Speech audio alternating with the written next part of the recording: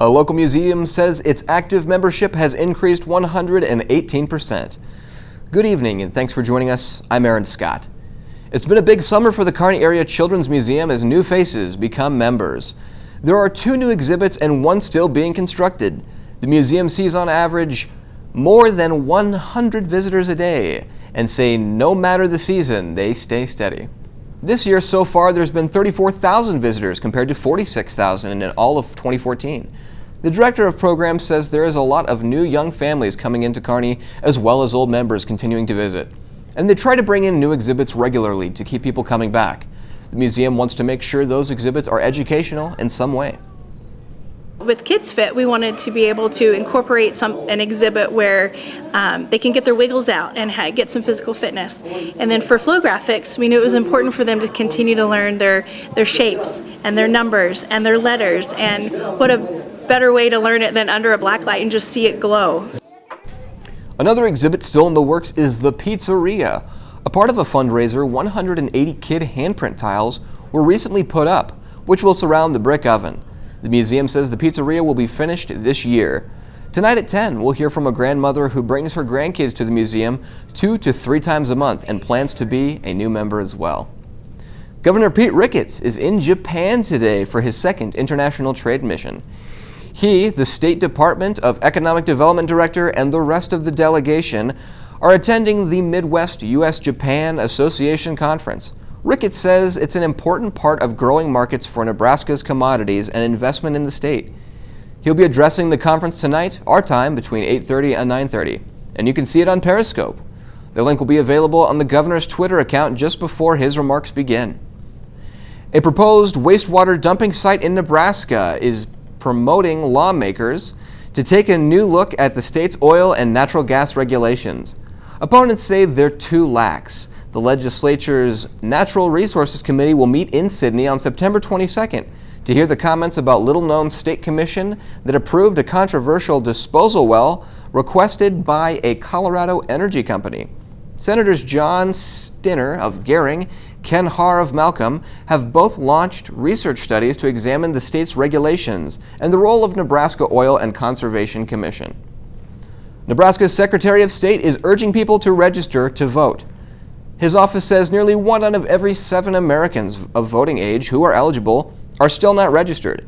John Gale is joining other members of the National Association of Secretaries of State in promoting September as National Voter Registration Month. Here in Nebraska, it's about to get easier. An online voter registration system will launch on September 22nd. The Republican Party chairman is telling his presidential candidates to tread carefully when they are talking about issues related to Latinos. He says the candidates should avoid alienating Latinos, who the GOP considers crucial to winning the White House. You know, all these candidates are going to have to account for their own mouths and their own words. And so if you go back to 2012, it wasn't anything another candidate said, whether it be the 47% or whether it be self-deportation. It was the nominee's words that came back into play. So, look, I think at the end of the day, each candidate is going to be accountable for their own words and their own mouth, and so they should proceed with caution. Donald Trump stirred controversy in July when he called immigrants coming from Mexico rapists and killers. Scott Walker and Trump have been questioning the birthright citizenship, and Ben Carson has been talking about using drones to patrol the U.S. border. We recently caught up with some Nebraska lawmakers to get their take on presidential race so far.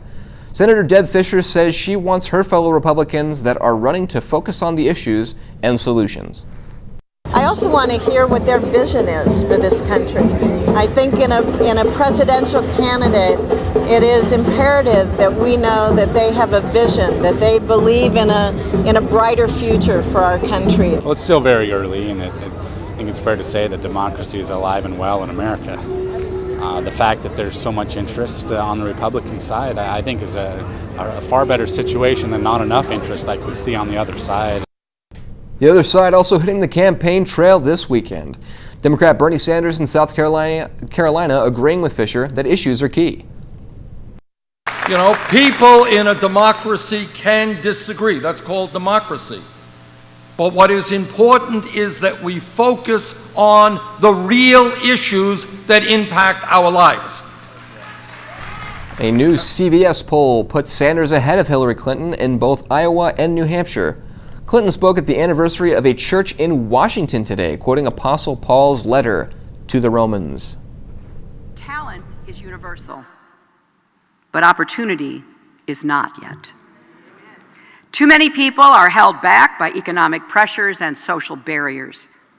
It's still too hard for too many to find a good job that pays enough to support a middle-class life.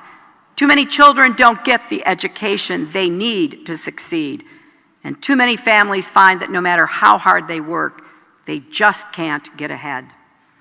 And as we've been reminded again and again recently, there are still hard truths to face about race, gender, and sexual orientation in America.